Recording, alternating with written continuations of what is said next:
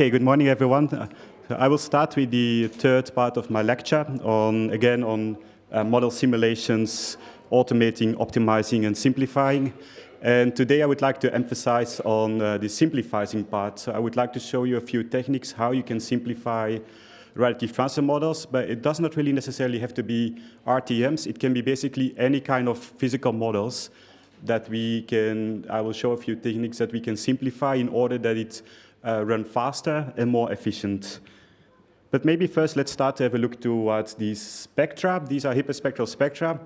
Most of you maybe are familiar with vegetated spectra. You can immediately recognize these are typically what has been spectra that has been measured over vegetation. You see this absorption in the visible and until the red edge. Then there's a steep red edge.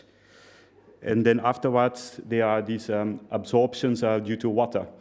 But on the other hand, we also see these spectra are quite systematically organized, isn't it? So we see all these lines that are more or less the same. They have the same shape. So these must be modeled simulations, isn't it? And effectively, we can color plot them as a function of leaf area index and chlorophyll content. But actually, these simulations, they are a function of many more variables. So we could also color plot them as a function of water content and vegetation height in this case. And let's have a look again how we see them as we plot them as a function of LAI and chlorophyll content. And I plot them twice the same. Well, maybe not really the same, because here the question is, do you see any differences between the top plots and the bottom plots? Maybe if you look very carefully, you will see some slight differences, but overall, I think we all can agree they all look very similar. Both are modeled, but now the question is, which model would you choose? This model that takes about 40 minutes, or this model that takes even less than a second? And this will be the talk for today. On one hand, we have physically based models, and on the other hand, we have what we call emulators of models. Now, what are emulators? I will talk in the second part of it, because first, let's have a go back to our voting poll. This is a democratic lecture. You chose what you want to learn. We did yesterday machine learning and vegetation indices. So first, I will talk a little bit about the use of forward use of RTMs, basically how to run RTMs. And then the second part, we will go into these applications of RTMs, such as emulation, global sensitivity analysis, and a little bit of inversion, okay? So let's go back to what we showed a few days ago. On one hand, we have our models. These models are at the leaf scale, canopy scale. You also have atmosphere scale. By the way, you also have ocean models or soil models. Okay, I focus only on vegetation, but the principles are always the same. These models, they deal with scattering, absorptions, reflectance, transmittance. So we have this graphical user interface to facilitate their use, and they provide output. Output in this case can be reflectance, but also can be fluorescence nowadays.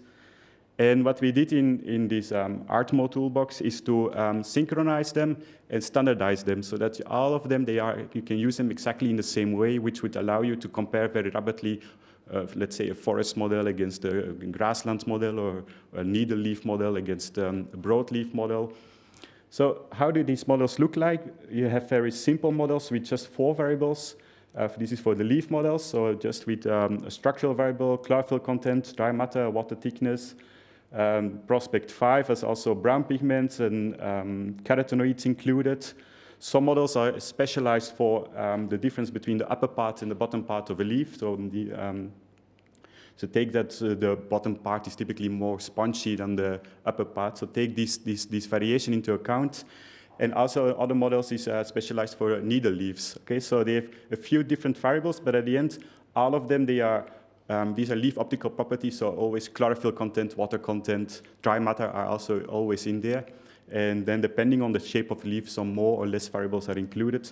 But we made them in such a way that essentially you can simply run them by clicking on OK. So this one single simulation is being run for this configuration. Or later, as we will see, we can start to vary the variables so that very rapidly you can simulate all kinds of configurations. Maybe one word about the latest type of models.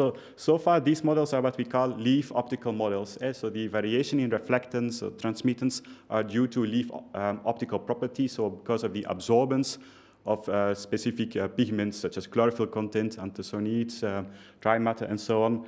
But now the new generation of models, they also have these so-called biochemistry models included. Within the pigments, there's where the photosynthesis is happening.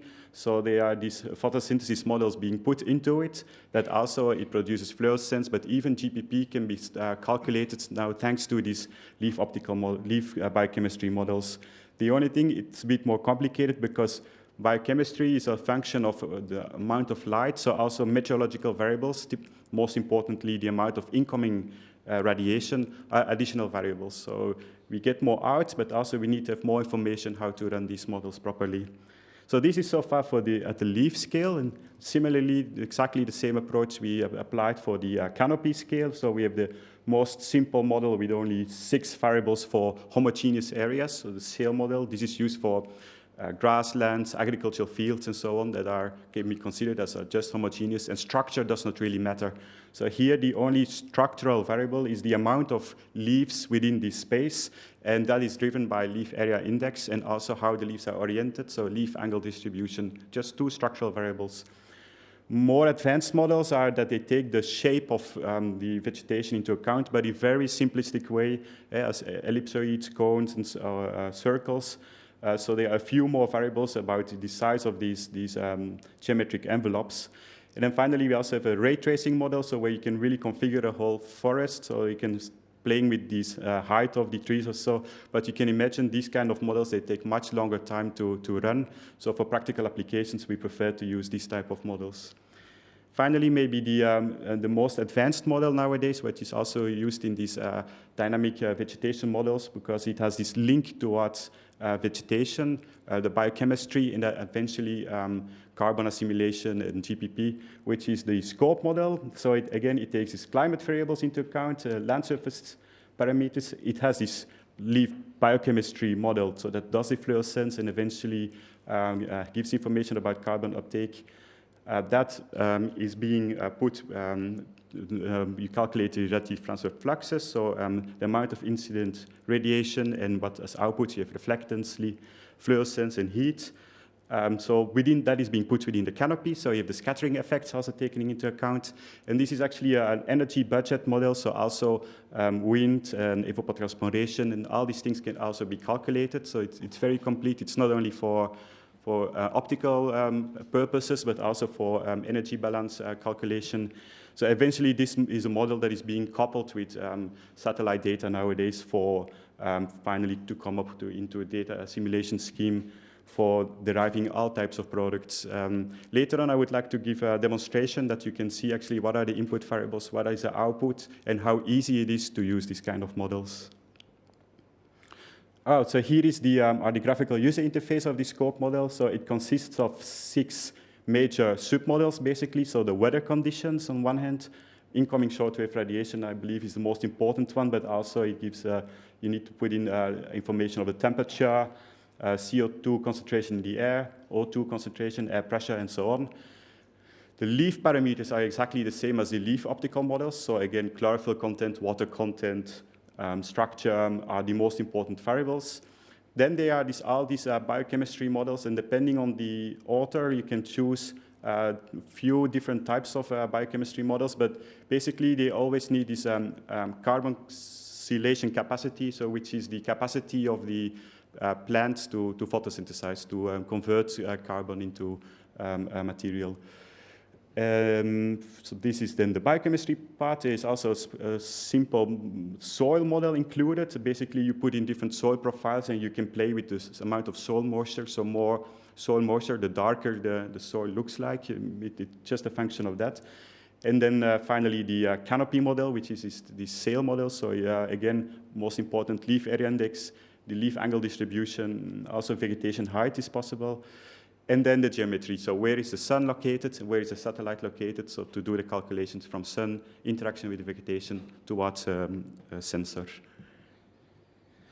Another important maybe tool of this ArcMo toolbox is that you can do your simulations just by default, which is at 1 nanometer, but actually you can choose for what kind of sensor you want to run your simulations. So you just have to select nowadays, maybe mostly important Sentinel-2 or Sentinel-3. So then only for those bands, the Sentinel-2 bands, it does the calculations. And that's important because if you want to apply it against a satellite image, you can only work with the bands that match, right?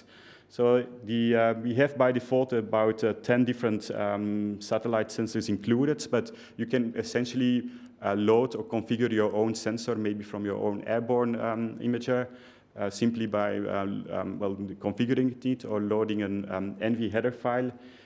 So then the sensor information is stored and you do the simulations for your own sensor simulation. Okay, so how is the data flow? So first we start with what we call a project. So that's just to give a name, you say Sentinel-2 or ESA.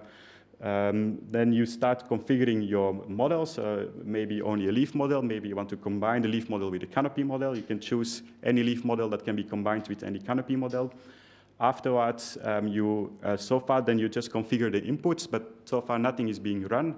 That only happens when you decide if you want to run all these simulations, because if you start varying variables, you vary chlorophyll, let's say from 0 to 80 with steps of 10. Afterwards, you want to vary LAI from 0 to 10 with steps of 1. It does all these combinations. So with 2 variables, it's still okay, but you can imagine it increases exponentially if you start adding more variables that you want to arrange. So rapidly, you have maybe millions of simulations, which can be too much. So we have the options that you take a random subset of it, okay? And then afterwards, when you configure that, it starts running. All the data, the simulations are stored within the MySQL database, so you have always access to any earlier simulations that you did. Of course, you can decide to remove one of these projects or so on. And then afterwards, we can visualize the output. We can visualize it in a graphics tool, where we can color plot it as a function of variables. So you can do kind of a local sensitivity analysis. You see the impact of the input variable, chlorophyll, LAI, on the output reflectance, okay? Or you can just simply export it to a text file and use it further for your own purposes. So how to insert data? There are a few options. The simplest one is just we put in one number for each variable and we run this one single simulation, right? So you just click on OK and that's it. But actually what we want to use, we use these models for generating all kinds of simulations that later on we apply, for instance, into a machine learning model for an LAI retrieval model for the mapping. So we offer all kinds of options how to run ranges of simulations. And so when you click on one of these ranges, later I will show, a small window appears where you have also several options. So you can choose just to use a step. You put in a minimum, a maximum, and then you say step of 5, so 5, 10, up to 50. Or you put in a probability density function. So you say, because at the end, all these variables in nature, they are mostly Gaussian distributed. So you say, I want a Gaussian distribution of chlorophyll content. I want to have about 100 samples, for instance, with a mean of such a value, a standard deviation of such a value, and it will then generate the samples according to this probability density function.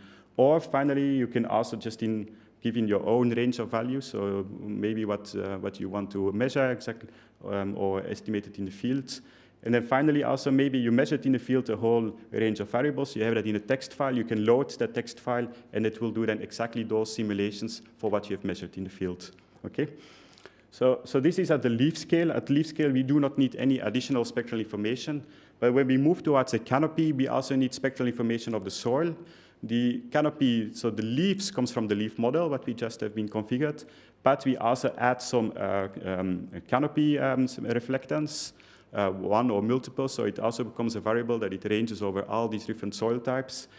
And so the canopy model can be configured in exactly the same way. And in case you don't want to use these leaf properties, you also can load in your own leaf reflectance and your own leaf measurements, so that you configure the canopy model based on your own measurements. So these are the models that we have available for now. So we have the leaf models, we have the canopy models, and then the scope, which is this combined model. So any leaf model can be combined with any canopy model. And in the next version, by the way, we also will add atmospheric models. So that's another layer that you also configure the atmosphere, so that at the end you have the whole radiative transfer from sun throughout atmosphere, canopy, and back to the sensor. So there are a few options also how to take a random subset. So either you just take any random subset of all these simulations that you configured, or you do it maybe according to Latin hypercube sampling, which does a more equal distribution of the parametric space to be sure that you sample the full parametric space which can be handy later on if you want to do applications such as developing a machine learning methods to be sure that all possible combinations are included. Okay, so the graphics toolbox, basically, once you did your simulations, you can load it into this small GUI. You select your outputs. Many models have all kinds of outputs. So the simplest one, they just have reflectance or transmittance for the leaf. But at the Canopy, you also have directional reflectance or hemispherical reflectance. But then when we move towards scope, it has all these fluxes also, such as GPP or F-bar, A-bar, but also it has evapotranspiration or it has fluorescence. So you select the type of output you are interested in, and then you can color plot it as a function of these input variables that have been ranging. So later we do an exercise, but here I plot it as a function of chlorophyll content and LAI. So we can immediately see that chlorophyll content has the most impact in the visible part, meanwhile LAI has more impact actually throughout the whole spectra. So this is actually what I just explained. So you load your simulations from the MySQL database, and then you configure what you want to visualize. Afterwards, if you are happy with it, you can plot in various ways. You can, for instance, make a plotting that you first do a needle leaf model, and afterwards you do a broadleaf model so that you can see the differences between these two within the same plotting, okay? But at the end, maybe what is more interested, once that you are happy with your simulations, they look good, you have the option to export them to a text file. So all the data is shown here. And it also provides a metadata file that says how it is organized. So what model is being used, what are the bands, the samples, and how the data is organized. So in this case, the first line until the end are the wavelengths. Here we can see. And then the following columns are the variables. So in this case, chlorophyll content, LAI. And then afterwards, when the wavelength starts, so the reflectance. So we see how the data is organized. And also it provides all the fixed variables so that you have complete overview of what were those simulations. Okay, so let's move a little bit towards trying it ourselves. I will do 3 exercises. I keep it very simple, that it goes fast, that we don't lose time in waiting that it's actually running. So I will show it for the simplest leaf model, prospect 4, these 4 variables. Then afterwards, we will make a coupling of a leaf model with a canopy model, so that we have canopy reflectance. And then afterwards, I will briefly show some of the scope simulations, so where we can see fluorescence output, reflectance output, GPP, F-bar, and so on. So now I will switch to MATLAB again. Okay, and let's start maybe first with configuring the prospect model. So I just give a name, so let's call it prospect 4. Maybe, I guess that's enough. And then we configure prospect 4. So if I would click on OK, it will just do this one single simulation. But what we want to do is to see the impact, for instance, of chlorophyll content on the reflectance output. So we give it a range. So I just click on range. And let's say we do from 0 until 100 with step of 10. And I click on OK. So I could now also start combining the other variables. Yeah, maybe let's also see what is the impact of water. So I again click on range, and let's also do it, give it a step of 0.01 maybe.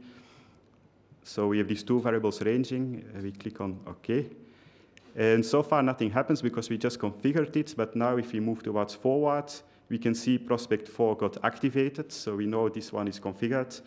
And now we decide if we want to run these, in this case, 66 simulations. So that's not too many, so I click OK, that goes very fast. And here we are. So far we don't see any output because all the simulations are just stored within this MySQL database. But we have these tools, graphics, where we can visualize our output. So we select the project, in this case, so this is what we just did. Here we have a little bit of metadata, so we did all the bands 2101. We used only one lookup table, the date, and we are fine with it. So prospect, the leaf model, we have 2 types of outputs, reflectance or transmittance. Transmittance, what goes through the leaf. Let's choose reflectance. And we can color plot it as a function of these two variables. So let's plot it as a function of chlorophyll content, and then afterwards water content. So let's select this. I click on Add, so I can add more groups of spectra that they will be plotted within one figure. So I click on Plot, and we can see now our output. What does this figure tell us? Well, what we know already, that chlorophyll content has the most impact here in the visible part. You can see the more chlorophyll, the more light is being absorbed, so the reflectance goes down. Meanwhile, water content has the largest impact here in these water absorption regions. So in this way, it's a very simple way to do what we call local sensitivity analysis of the impact of your input on your output. Okay, now let's maybe be a little bit more challenging, and we will also configure a Canopy model, so sail. And let's just range leaf area index, maybe from 0 to 10 with a step of 1. And let's give it some solar angle, and it's for nadir position, so all the others I will keep fixed. I click on OK. I should give a new name to it. And let's call this prospect plus sail. We call it pro-sail. Pro-sail. And now we go again to forward. So again, this leaf model is still activated, but now in Canopy, there is leaf together with prospect forward together with sail. But you can see, if we would have configured the other models, we could also do other kind of combinations of leaf models with Canopy models. So I will, and these are 726 simulations. Maybe it's a little bit too much, so to be fast, I will do only 500 of them. This will take maybe a little bit time.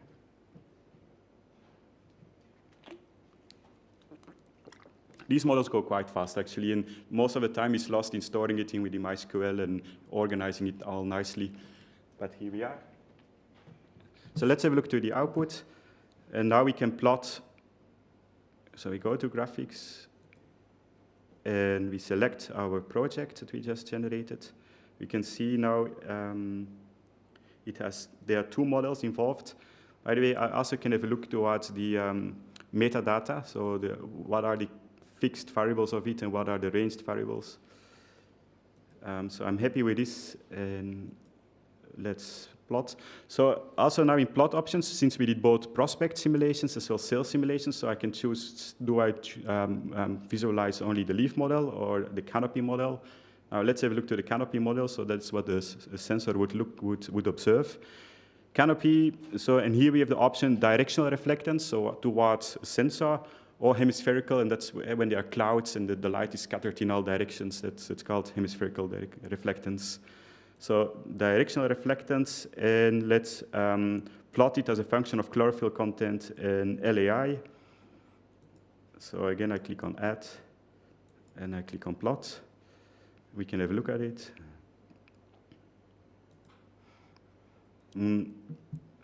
Yeah, maybe now the colors are becoming a little bit more confusing because I have more variables included that also have impact. But again, the chlorophyll content is what drives in the visible part, and LAI and water content is what drives here in the near and in the short wave. These are the water absorption regions, and so on. So imagine that we are happy with this data. We want to use it for further applications outside this ArcMore. So then we just say we export.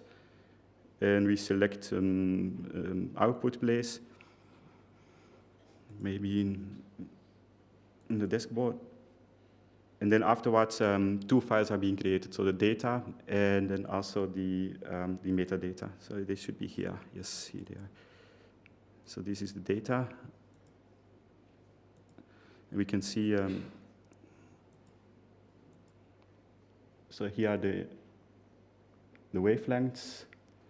And we had three variables. So in the metadata, we can see what is what. But so one is chlorophyll content, the other is water content that we used, and this is a leaf area index.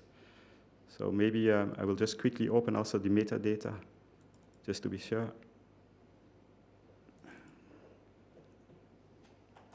If it wants. Okay, so indeed, so here. So indeed, the first column was chlorophyll content, water content, and leaf area index. And also all the fixed variables are being given. Okay, so now maybe let's move towards a more advanced model with this scope model, so that we can also see how fluorescence behaves, how GPP behaves, and so. So let's close this. And start again a new project. Scope. Can be any name. And let's go models towards the scope model. So here we need to configure a little bit more. We need to go through all these steps. Let's first start with the weather conditions. And I will not change it, but you can see, well, the most important is the amount of incoming radiation that drives the photosynthesis and so on. But there are other variables also that you can then see what is the role of these variables on fluorescence or reflectance. So I just say, okay, leaf is actually the same as our earlier leaf model. So maybe now let's again range chlorophyll content, but I will only do until 40 with step of 10 because it takes much longer time, this model. And the rest I will keep fixed. Okay.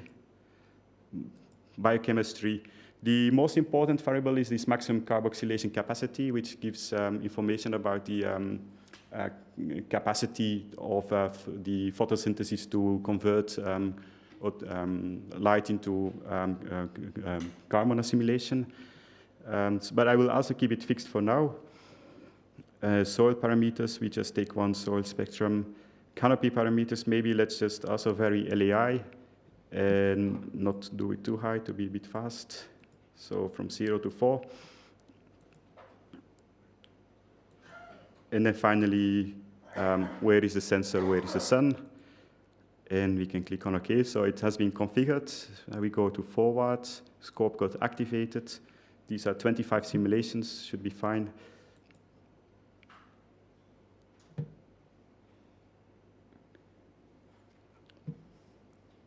So this already takes a bit longer time, and you can imagine for a few simulations it's okay, but in case you want to do millions of simulations, you will have to wait several days, a week, months maybe for some RTMs.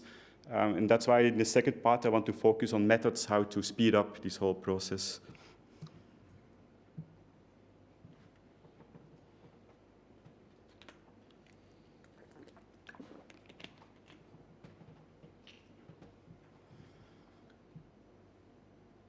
Okay, so let's have a look what are the outputs of scope. So I go again to graphics, and we select these outputs. Graphics. I select the project. Scope. And here, because they have so many outputs, they are organized according to categories. So we have fluxes. So if I choose fluxes, what are the outputs we have? I don't know if it's clear for you. Total net radiation, heat flux, net radiation of the canopy, net photosynthesis of the canopy, which is like GPP. We have A bar, F bar of chlorophyll only, fluorescence yield. And so all these fluxes, what is typically measured with flux towers, are being simulated. And that's just for the fluxes. But then also we have the temperature outputs. So we have air temperature above the canopy of the shaded soil, sunlit soil, average canopy temperature, average soil temperature. Then afterwards we have aerodynamic. I'm not too familiar with this, but so I guess this is about to do with how well the wind blows through the canopy. So aerodynamic resistance above the canopy, below the canopy, friction velocity, radiation, so hemispherically integrated radiation spectrum and the outgoing radiation. For me, the most important is reflectance. That's what we work with, reflectance in observation direction, and also fluorescence. In fluorescence, we have several outputs. Remember, fluorescence actually it is this shape of two curves, two balls, so which are driven by the photosystem, photosystem 2 and photosystem 1. So here we can also plot our fluorescence of only photosystem 1, photosystem 2, or just by the leaves, or fluorescence emitted by all the photosystems, and for the sunlit part, the shaded part, and so on. And further, what more we have? Some vertical profiles of the canopy. So maybe first let's have a look to reflectance. Again, we will plot it as a function of leaf area index and chlorophyll content. So we click on Add and Plot. this looks the same as what we had before, because basically we did not do anything different than this prospect with sale. But more interesting now becomes when we take also the biochemistry models into account for fluorescence output. So let's have a look how fluorescence would look like.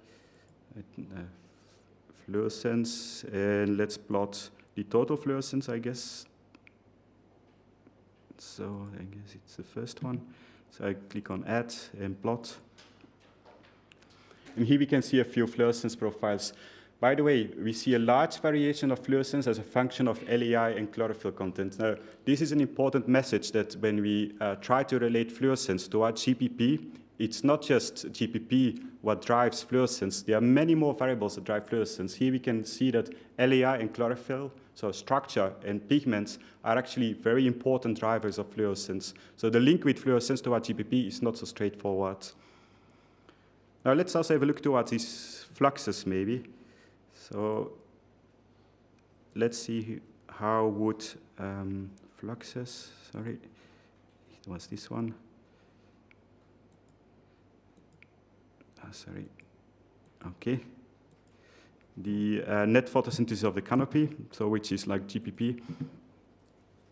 We add and we plot.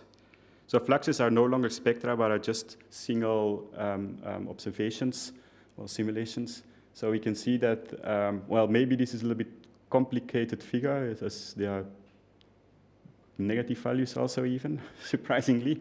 But typically we can see that with increasing LEI, there's more GPP taking place. More LEI means more vegetation, so more possibilities to assimilate GPP.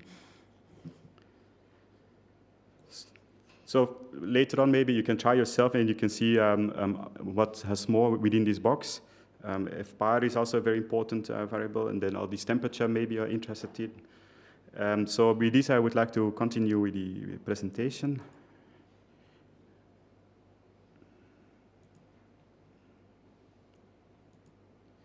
Okay. Okay, so this brings me to the second part, and that is we would like to simplify. As we have seen, some models are very fast, but other models are very slow.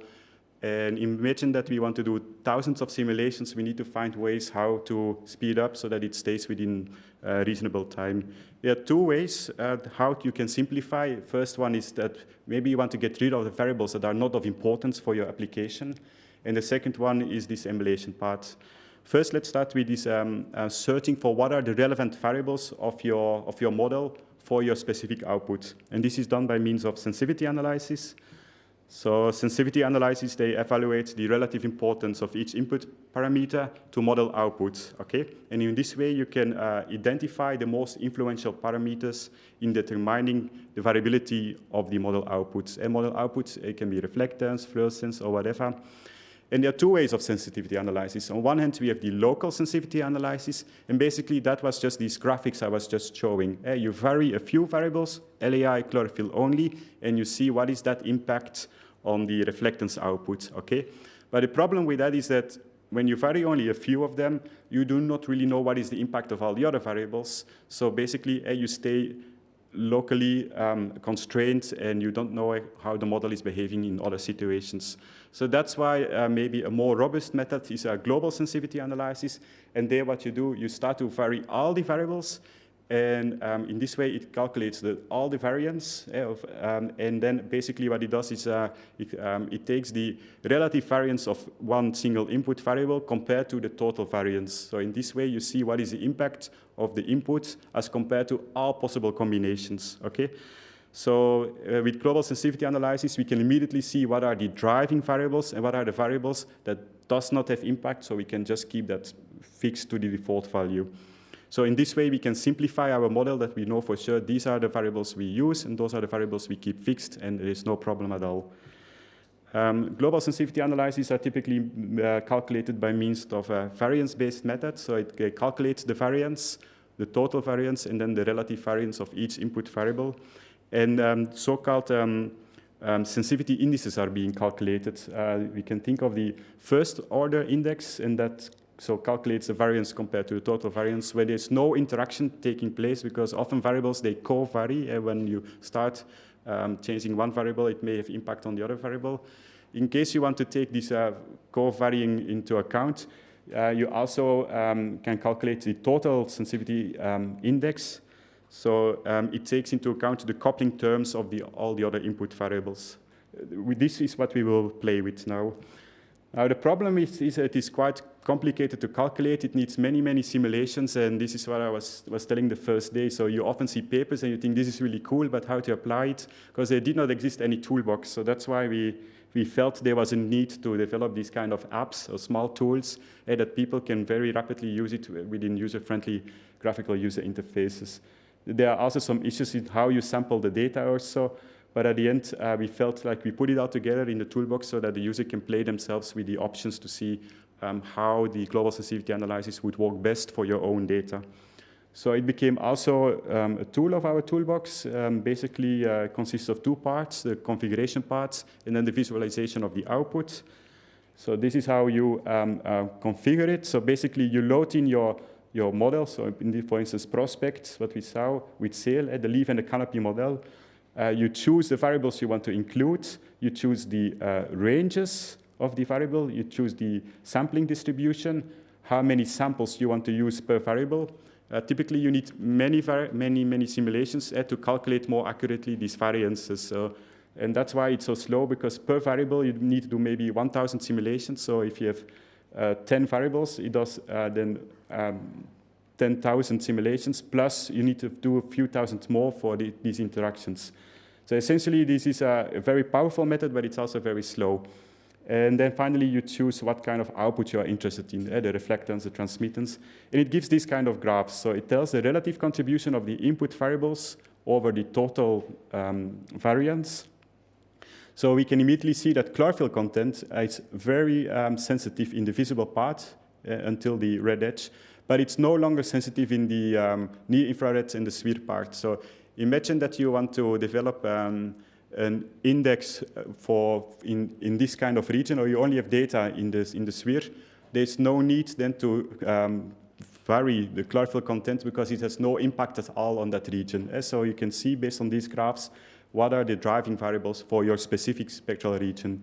So this is in case of only prospect, but then you can combine both of them, and you can then see also at canopy scale, so the leaf model together with the canopy model.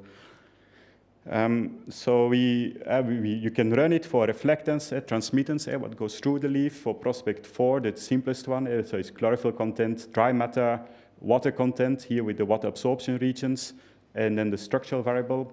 Prospect 5 has more pigments, so for instance, brow pigments and carotenoids. So you see there in the visible, they are very important, and they actually, they suppress the influence of chlorophyll content, again, reflectance, transmittance. And then at the canopy scale, so prospect 4 with SAIL, the most important variable is LAI. And this graph actually tells us why we see most of the papers on LAI retrieval, because LAI has the largest influence on spectral data. So it means it's the easiest to retrieve when you make a model for mapping applications, okay? So what are the typical products from satellite data that are being derived? Is leaf area index, chlorophyll content, water content, dry matter maybe. And now you can immediately see why it is, because they have the largest influence on the reflectance data. So we also did that for the scope model, and this is for the simplifying part, right? Because it has so many variables, the atmosphere, the biochemistry, but at the end, there are only a few variables that really matter on the reflectance. So here we see that if we are interested into what is the role of all these variables on reflectance, basically, these are the only variables we need to play with. So it simplifies. We know we should only make use of these variables, and maybe also the geometry, so the view zenith angle, the solar zenith angle, that is what drives reflectance, okay? We did the same for fluorescence, for the vegetation variables only. And what we saw already on this local plotting, fluorescence is not really driving photosynthesis. Actually, fluorescence is driven by all kinds of variables, the chlorophyll content, leaf area index. And just a small part is this VCMO, this carbon oxidation capacity. And so it's not too big. So basically, when there are claims being made that fluorescence is an indicator of photosynthesis, that you should take with a bit of salt, how we say, because actually LAI, chlorophyll content, has much more influence on fluorescence. Now, and that's also the flex approach, but we need to, if we want to know what is about the carbon assimilation, we need to know about the amount of chlorophyll, amount of LAI, in order to compensate, or at least to quantify, so that it can also be inputted into the model in order to have a correct estimate of the amount of carbon acylation. Okay, so now and I want to show you also another way for simplifying, and here again, I show you twice these scope simulations. You already know the clue, which one you would choose. One can go very fast, and another one, one goes slow, the original scope model, and the other one goes very fast, but they look very, very similar. And this is a new technique that we have been developing together with colleagues for the last few years, and I'm very excited about it because you can see it's super powerful, that the same kind of simulations you can do hundreds, thousands, if the models are very slow, even 100,000 times faster, and it gives about the same kind of output. And maybe for scope, if you want to do about 1,000 simulations, that's in the order of hours, you can say that's still reasonable, I would say so. But there are more complex models, so the 3D models, where you need in the order of days to have some reasonable amount of simulations. Or when you move toward the atmosphere models, that can take months to take large lookup tables. And then the question is it worth to wait for months for just some 10,000s of simulations? So we thought of replacing or approximating the original models by means of machine learning. So that's the very idea, is that we have our original model, we train a machine learning model like what we saw yesterday, but now we will do it the other way around. I will explain later, so that we have an emulator that behaves exactly the same as our original model, well, depending on the chosen input variables, of course, but it provides the same kind of output, but then tremendously speed up, okay? So maybe to get a bit better idea about emulation and regression, what we saw yesterday is we put reflectance as input into our machine learning, and we have a variable as output, LAI, chlorophyll. Emulation is just the other way around. It's very simple, basically. Instead of reflectance as input, we put our variables as input, LAI, chlorophyll, and so on, so that we have reflectance, or the RTM outputs as output. And it has several advantages, because let's have a look to the classical way of machine learning, how we saw yesterday. So yesterday we did with field data, but we can also do it with simulations. We have our lookup table, how we call it. We feed it into a machine learning, and we have a model that can predict LAI, and this you can apply for mapping. Very simple yesterday. But it has several limitations. First of all, it's always built for one variable. When you build your machine learning method, it only gives just these variables as output. More importantly, it's also depending on what is the input. The amount of bands, it can, if you use it for, trade it for Sentinel-2, you cannot apply it for Sentinel-3 or another sensor, right? So the input and output is always fixed. So in this way, it has only one purpose, basically, right? On the other hand, when we think about emulation, is that we have our RTM input and output. We just select all the inputs that we want, and we select an output. It trains the model, and then afterwards, it provides us just the same kind of output as the original RTM, so reflectance. Once we have this reflectance, we can emulate lookup tables, or we can apply it against more physical based of inversion. We can apply all kind of other applications. Basically, we can do all the same as what the original RTM is doing, but tremendously much faster. However, here is also a complication, and that is reflectance, what we just saw. It can have thousands of bands. How to train a model with thousands of outputs? Yesterday we saw the multi-output option. We did about 3 variables. That's still reasonable, but imagine that you want to have thousands of outputs. It becomes very complicated, and it can take long time for training for a neural network or so on. So we were searching for a way how to simplify. And now we come yesterday we were talking about this redundancy, right? So we apply dimensionality reduction to squeeze the data in a few components. And that's actually a blessing. We always saw this as a problem, redundancy. We need to find a way how to solve it. But that property allows us to simplify again the whole problem. So we are not emulating the whole spectra. We will emulate components thanks to this dimensionality reduction. And afterwards, we will convert it again to full spectra. So this is the processing chain we have been developing. So basically, you have your input data. You split it again into training, testing. You apply your dimensionality reduction. so that you have these components. And then you apply your machine learning model for predicting the components. Afterwards, your machine learning methods, when you want to apply it, it predicts components. And basically, all what you have to do is to do the conversion of it, transform it, so that you have, again, afterwards, the full spectra. So that's the whole idea of this emulator approach that we have been put into an emulator toolbox. It's exactly the same as a machine learning toolbox we saw yesterday. So we have our input data. You decide how to split your data, training, testing. You apply dimensionality reduction, PCA or PLS.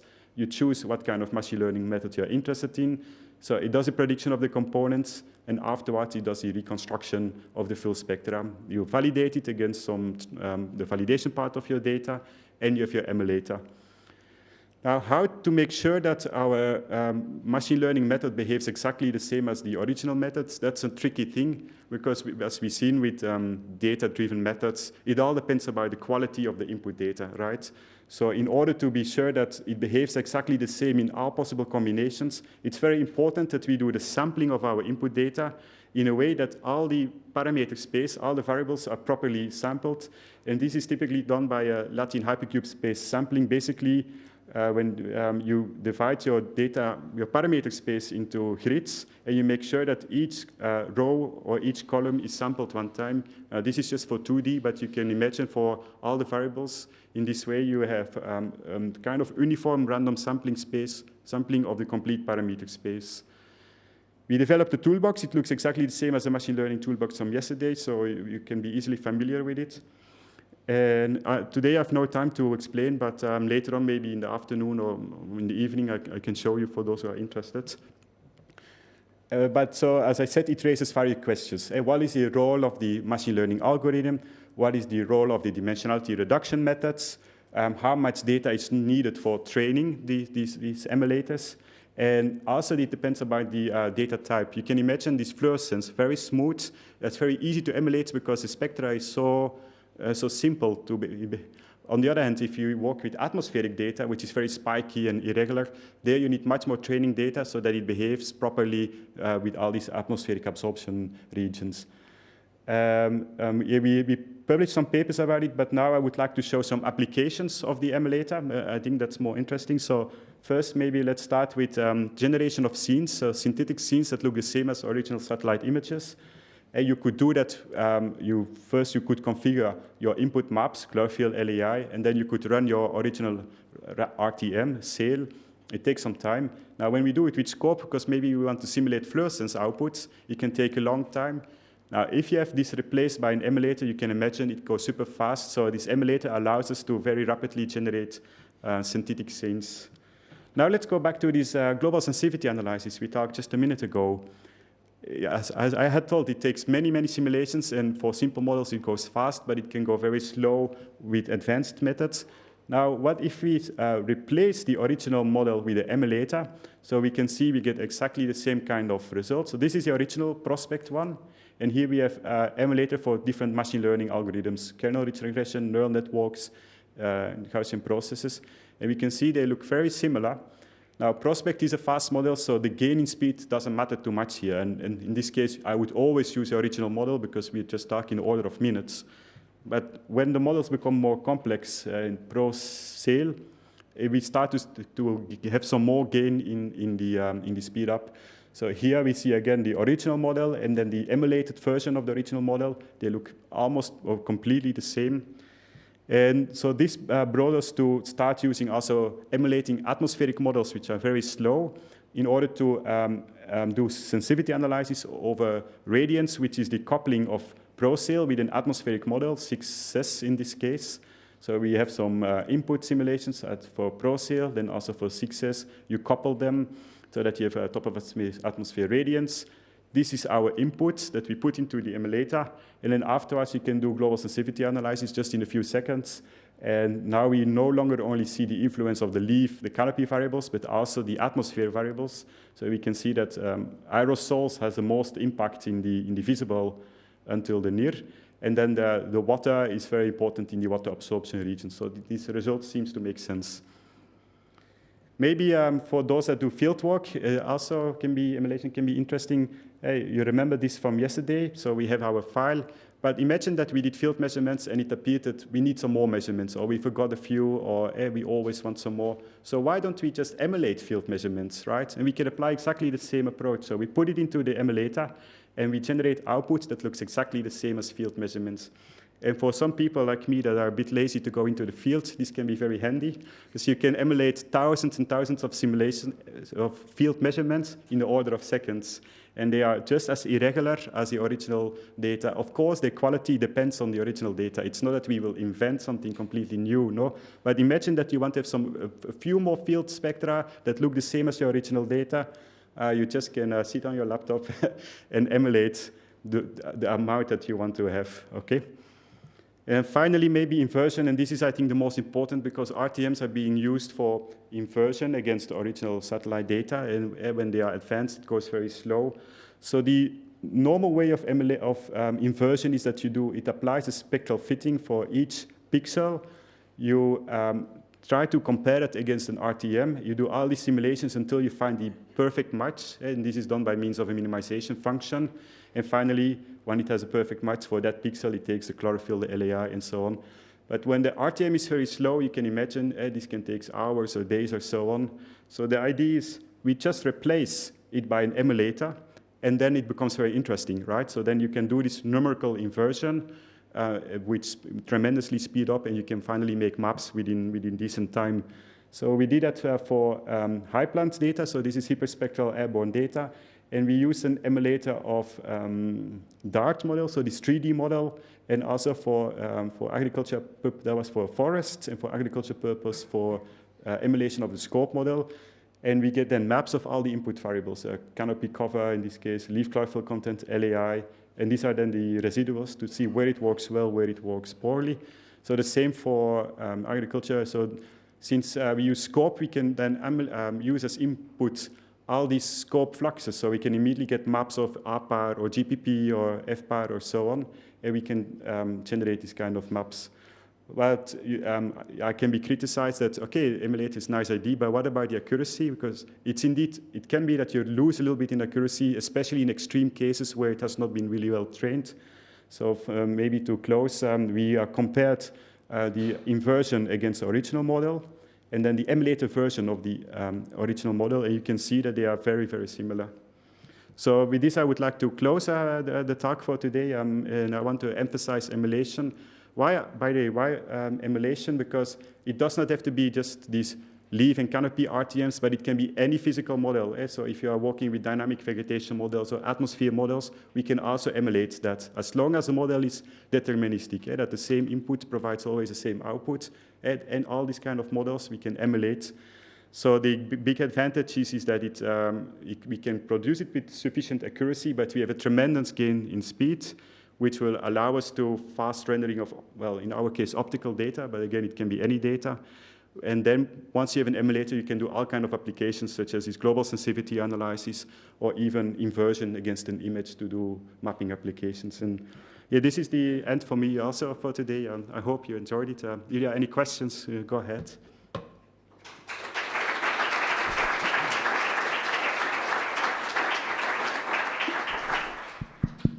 So this is the last lecture of Dr. Verrelst. Are there any questions? Yeah. You say that the data input can be any sensor. Can you combine spectral with LiDAR, for example?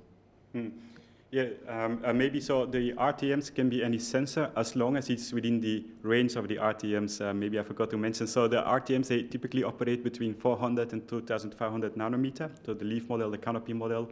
The scope model, however, has also a thermal path, so that goes up to 10,000 nanometers. So as long as you are within these ranges, you can just configure any band setting.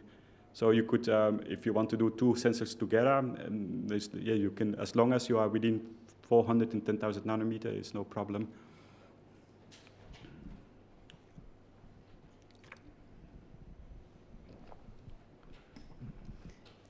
Emulation sounds like almost too good to be true.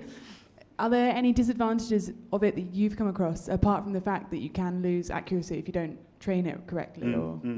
Yeah, so it looks maybe too good, and probably it is also too good to be true. So I would recommend always use the original model if speed is not an issue, right? If you have the patience or if the model is fast, always use the original one. Nothing can beat the original model.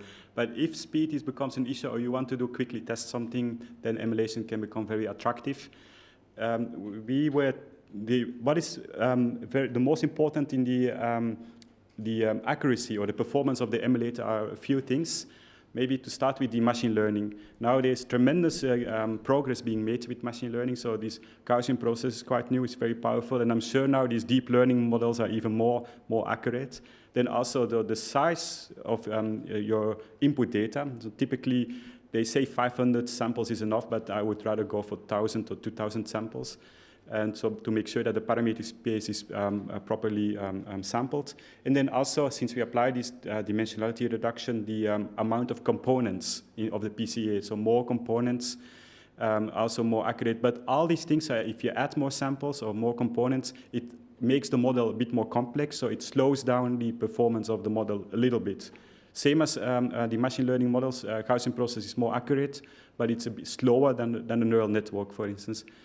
I've been testing many machine learning methods, and I must admit I never go below 2%. So 2% usually that's how good I can reach, and I'm fine with that. Because this 2% also we need to realize the performance of the emulator works very well when you are interested into more, let's say, the center of the parameter space, the normal configurations and normal LEI and chlorophyll.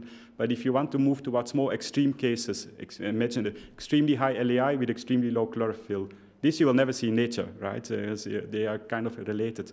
But when you are going to what we call the boundaries of the parameter space, there the emulator tends to fail since it has not really been trained for these extreme cases. Anyone else? Yep.